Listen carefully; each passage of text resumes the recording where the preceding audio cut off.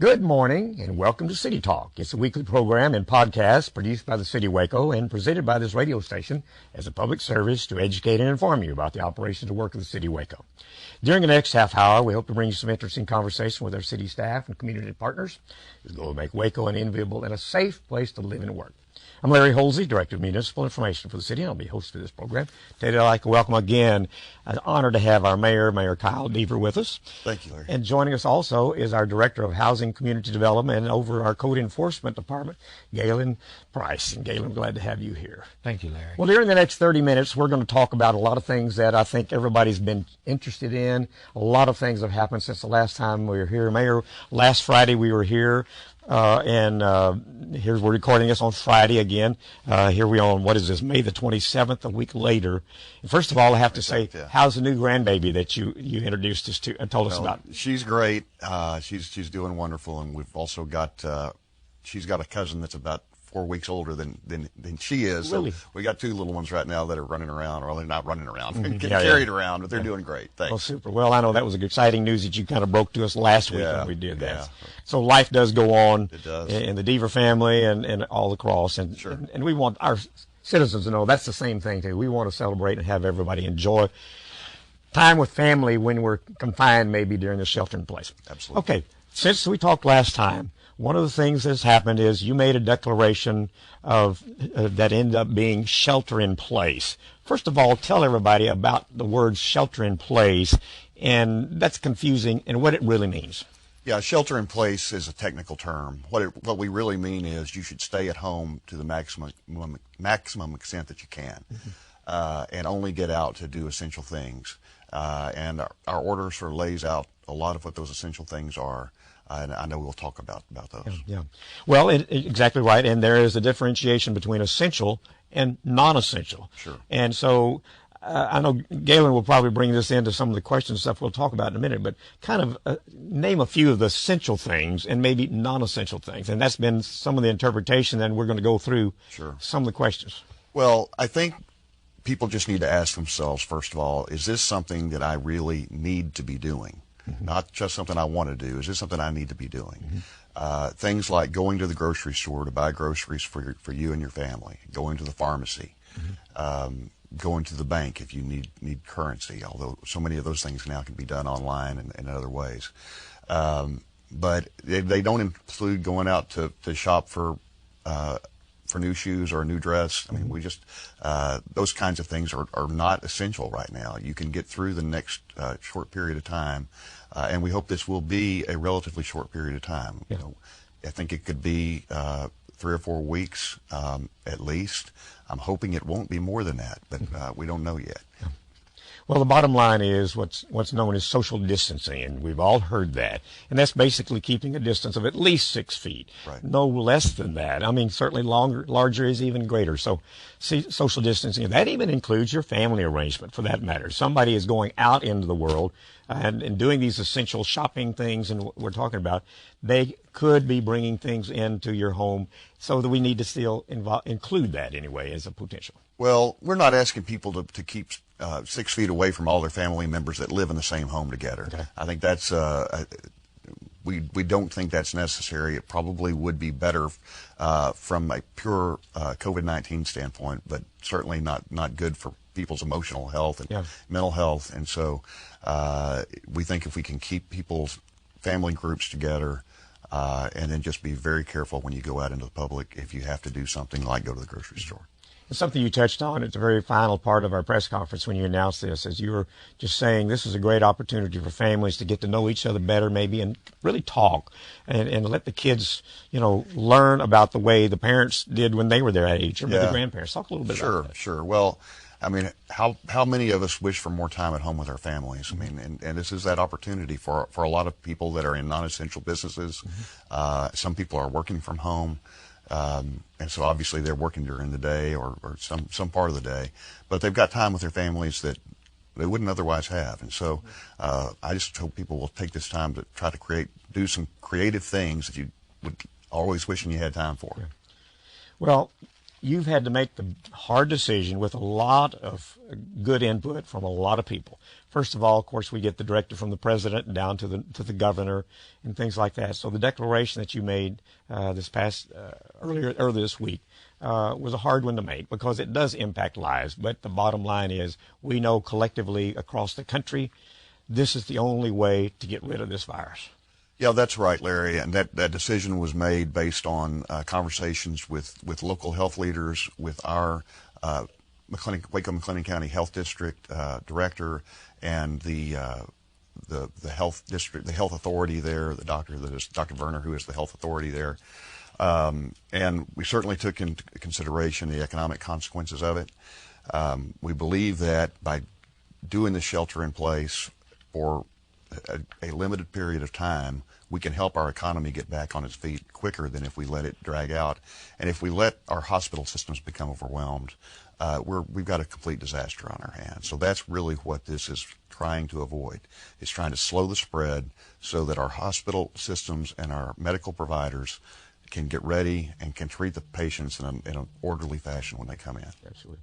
Well, I know you're a part of so many other committees and things, but one of which is one that mentioned meets weekly at the Health District Place, now virtually pretty much of us, that brings together all the medical facilities and communication and talking about how our county is responding and doing that, and you're a part of that.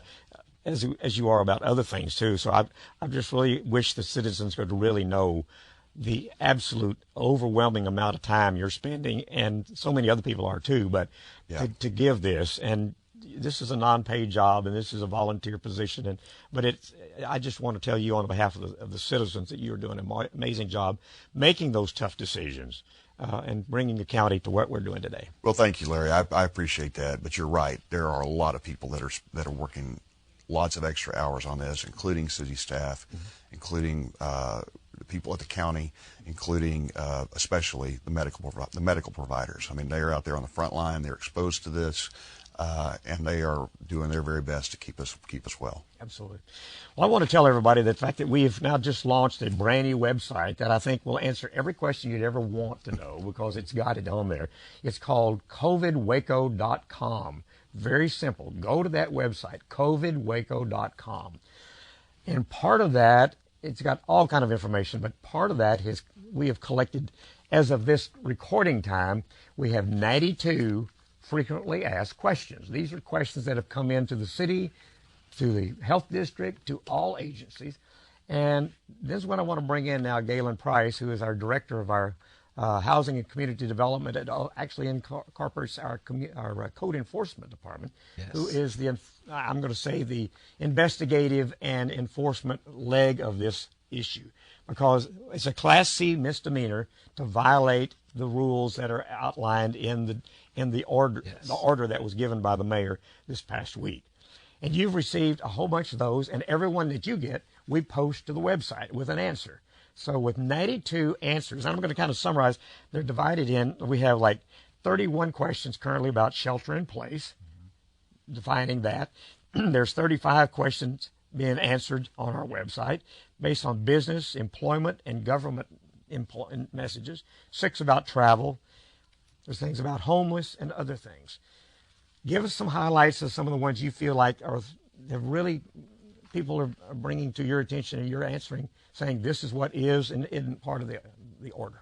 Well, thank you for this opportunity, Larry. I'm going to run through about 5 or 6 of them that seem to be some of the most common that we're coming across. First one would be, I run an essential business as defined by the order. Do I need to get an official letter of authorization from the city to operate? The answer to that question is no. If your business is on the list of essential businesses, then you are allowed to operate. So you don't need to obtain any specific authorization from the city of Waco to do so. Another one is you're working for an essential business that's been defined by the order. Do you need a letter from the employer or any other documentation to travel? That answer is no. I know there's been a lot of misinformation put out about the need of having documentation to justify why you're out traveling, but that is incorrect. Let's follow up on that just a little bit, because that is very true. Because there were earlier comments about people up in the Metroplex area that were being pulled over by law enforcement and questioned, what are you doing out? Now, we're not talking about martial law here. That's a total difference. That's when you're not allowed on the streets at all. Right. So as I understand it, the governor has said that Texas residents can travel within the state without having any documentation. Is that correct? That is correct. Okay. So anybody driving in around the city, whether it's for essential use or not, but just in their car, maybe going to the park or whatever else, there's no need, and you will not be stopped by Waco authorities. Police, right. That is correct. Or even if you are stopped by police for a traffic violation, they're not going to ask you, what are you doing and where are you going? That's correct. That's not part of this order. That's not part of this. Okay, I just wanted to clarify that.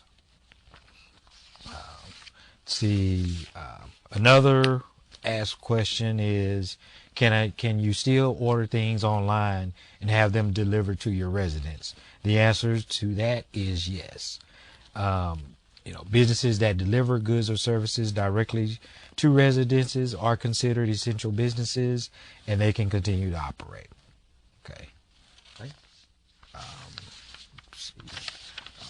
Can I leave home to go to my church, synagogue, or mosque? Now, the answer to that is no. Now, places of worship may offer access to services via online, emails, or video streaming or teleconferencing. But for the safety of our citizens, we need to make sure we maintain the social distancing that's needed to fight the spread of COVID-19. And that would better be defined as far as the whole, I think the ordinance, correct me now, Mayor, if I'm wrong, is any groups of 10 or more, and trying to keep that social distancing, number one, but I think it's 10 or more is disallowed. And so, well, actually, with a recent order, the 10 or more thing is not in place anymore. Right. And that's been a point of confusion. That was the rule before we issued the shelter-in-place order, and then the council reapproved and extended on last Tuesday.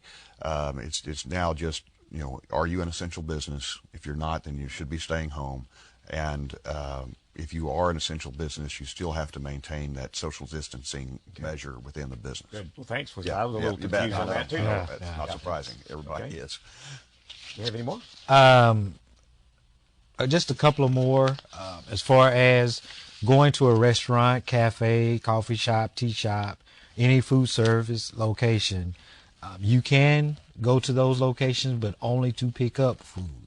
You cannot dine in, eat or drink in or around the facility. So you can't go in, place your order, stand there waiting. You're supposed to go back outside if you had to go in to place your order. That is correct. Yeah. Now, a lot of businesses have went to the curbside pickup. So you're ordering curbside. They're going in and getting your order and bringing it out to you. The whole idea of staying away from people, keeping that social distancing, the 6 foot minimum, and that type of thing. Yes. Any more? One more is that if your business is not considered an essential business, does that mean that you have to shut down your business facility? Well, you and your employees are allowed to perform minimum basic operations at your workplace.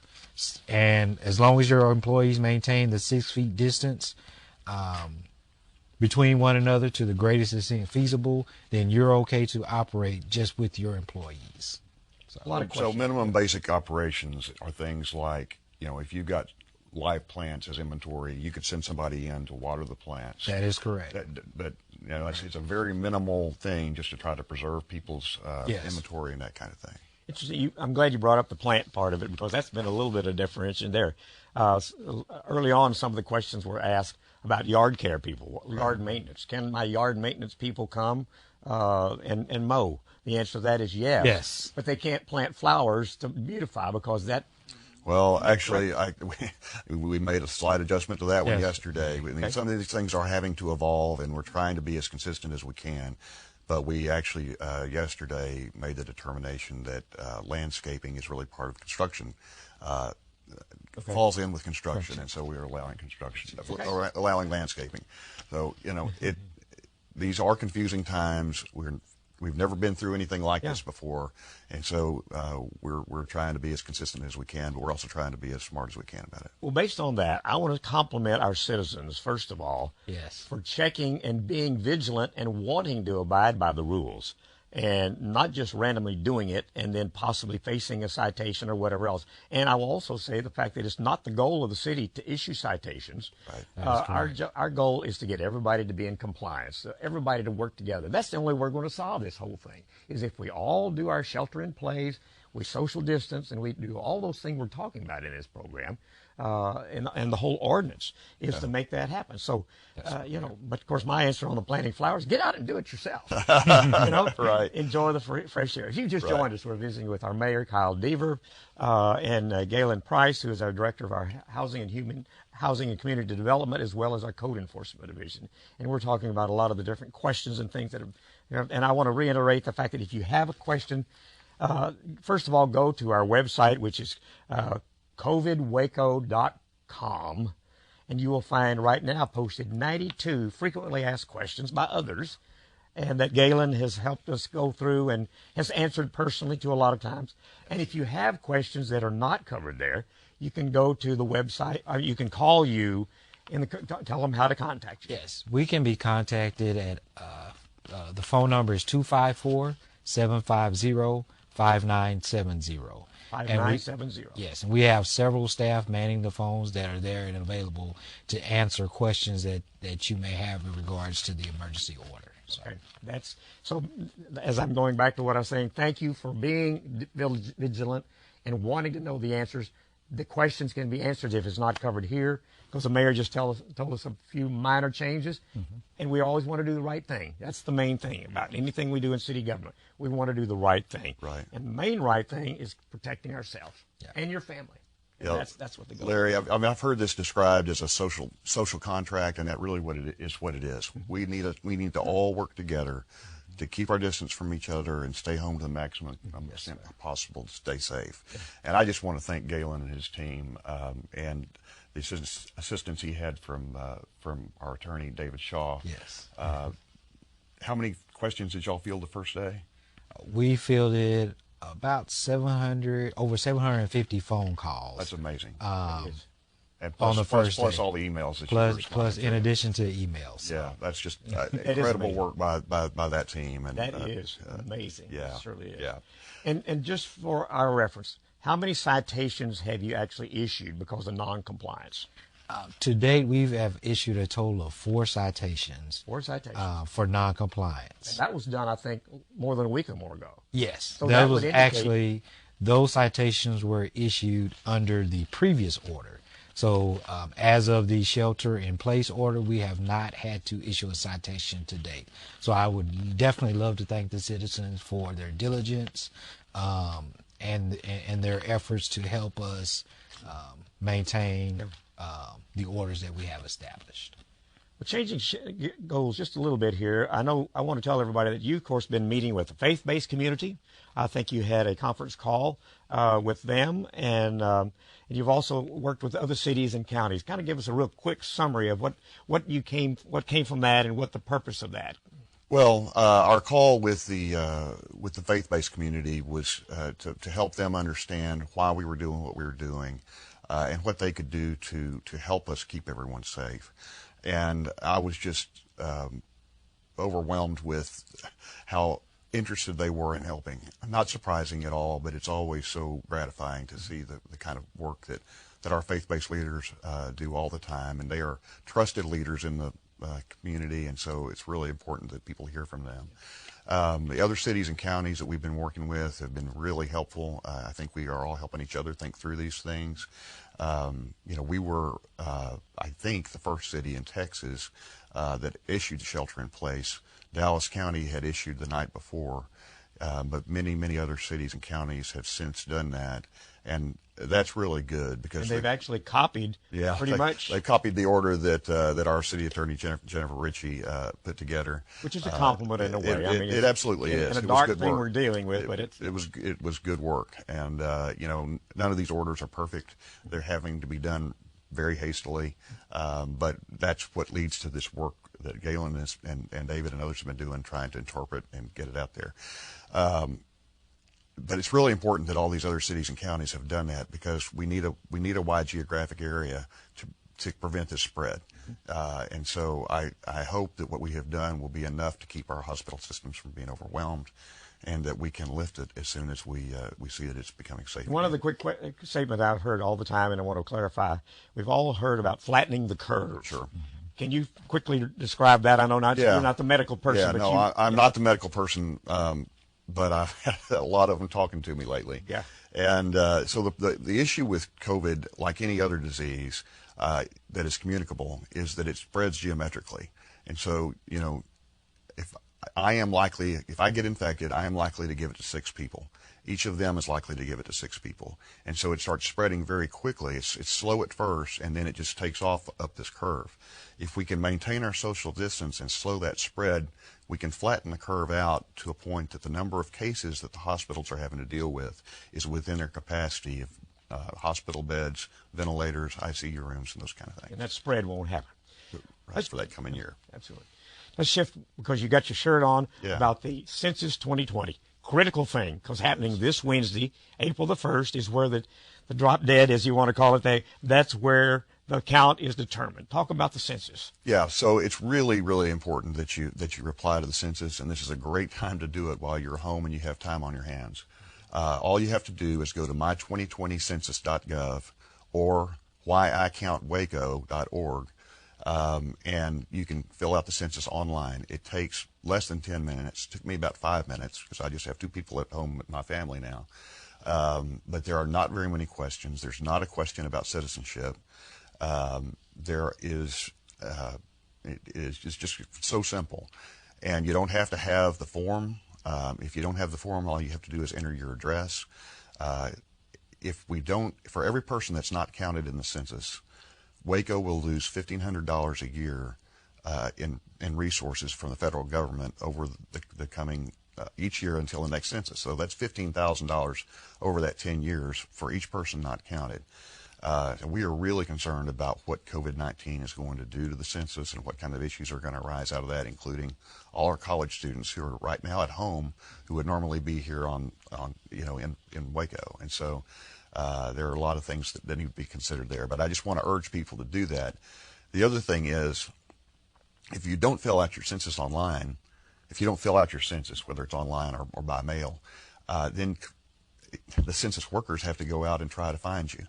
And that puts them at risk, puts you at risk. So let's don't have any more of that than is absolutely necessary. Just fill it out and get it done. Thank you. Great points. Yeah. Very critical and interesting about the college students. Yeah. And so, a lot of things are changing. We want to do that. Yeah. And wrapping up, I want to make sure everybody knows the fact that the city's got a lot of resources that we want to make you aware of. COVIDWaco.com is our best site right now that we put up. It's got everything you'd ever want to know about the COVID virus situation in Waco. Businesses and things like that can definitely go to that. Some of the things that you'll find on that website, again, COVIDWaco.com, is you'll have the latest case reports from the Public Health District. You'll find out shelter-in-place information and disaster declaration documents themselves. If you really want to delve into it, look through that. Oh, that's almost an 18-page document. There's information about donations and supplies, frequently asked questions like we've talked about already, and an easy section describing what you can and cannot do during the shelter-in-place order. Those are all the things. And there's also a complete list of the federal, state, and local websites that are available. Just a plethora of information about all the different agencies. So much overflow sometimes of information that you get consumed by it. So we don't want you to do that, but just realize that this one website has been created for the use throughout the county, for that matter. It's covidwaco.com. And frequently asked questions, again, we talked earlier about 92 or more questions received as of this recording on Friday morning, and that's just a little sampling of what we do have. And so go there for any questions that you have or anything about it. And the neat thing about that website is you can click on the button at the top, and it says translate. It will translate it into Spanish. So those Spanish speakers, you can help them find that resource to be able to use as well. One of the other frequent questions we have is from time to time, what's the difference between isolation and quarantine? Isolation is if you are sick, okay? It separates sick people with the contagious disease from people who are not sick. So isolation is supposed to be done for at least 7 days after symptoms started and until symptoms have gone away. So 7 days of total isolation.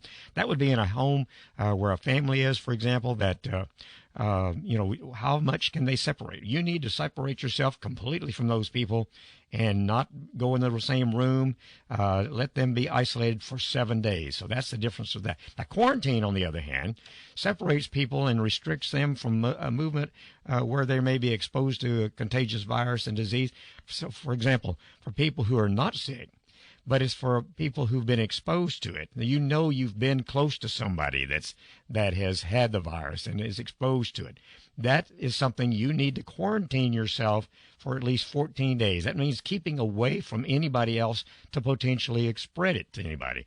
So those are the things that we want you to take advantage of and use that information appropriately. So covidwaco.com is the best source, and we're going to be adding to that pretty soon information for other cities across the county to find out what your city is doing, what your school district is doing. We're going to have a school district section on there. And so Waco McLennan County, their offices themselves, as well as many of the other incorporated cities throughout the county will be providing information, and we'll have the links for them as well.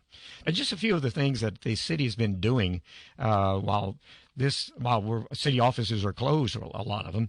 City Hall, for example, is closed, and our facility department has been busy scraping and sanding some of the handrails and things that we have a really difficult time trying to figure out how we're going to repaint them and things. So they're busy doing that. The Ranger Museum has been taking inventory of their display cabinets and putting some new lighting in and things like that. So that just helps to get that done while nobody is in, so we don't inconvenience our citizens or our visitors to the various features and things. Also, you've probably heard about the WIC mobile unit. Any of the ladies who use the WIC services at the health district, those are still continuing, and there's a mobile unit outside. So you call the normal WIC number, and they will have your supplies and things that you need available for you to be able to be distributed from the mobile unit that's parked in the front of the normal health district building right off of Waco Drive. So that's keep that in mind if you're doing that. Actually, our street department has escalated a few of the locations of the street repairs and resurfacing that they had planned at a later date. But I know, like right now, down in the 8th and 9th and Webster area, pretty close to around where most of the Magnolia events and things happen, a whole lot of traffic normally around there. That's being resurfaced, and we brought that forward while it's quiet around there so we don't inconvenience people. Same way out around Bosque and Valley Mills. We're doing some street maintenance and things out there. So the city departments are continuing to work. The zoo is creating their mommy pod, that will be up there. The wetlands is creating a virtual tour since you can't go out to the wetlands. And obviously the Waco libraries are all doing a curbside book. If you want to read a book, just contact the library, reserve whatever book you would like from their catalog, tell them what library location you'd like to pick it up from, and they'll have it delivered there. Another thing that the city is providing is if you don't have Wi-Fi access, we can help you with that. Many cell phones and iPads and things that you have, if you don't have connectivity to the web, we can help you provide that. Even though the convention center is closed and our libraries are closed, you can go to the parking lots in those facilities and you can get near them. If you may have to get out, but maybe you'll be able to stay in your car. You can get access through the Wi-Fi at the Waco Convention Center downtown and all 4 library locations. So just get in the parking lot. Hopefully you'll be able to sign in there. The library locations are all available from like 8 in the morning till I think 10:30 at night. And the convention center is available 24/7. So just some of the services that the city of Waco is doing to maintain operations when we're closed and some of the operations that you normally use. We appreciate that. I want to thank the mayor again for being a part of our broadcast today, and Galen Price, who's part of our code enforcement, who's been answering a whole lot of questions. But that's what it takes to keep us all through that. Keep the distancing, social distancing, because we want to flatten the curve. We hope you'll join us again next week for more information about the city of Waco on City Talk. This program is produced by the Municipal Information Department of the City of Waco and is provided as a public service by this station.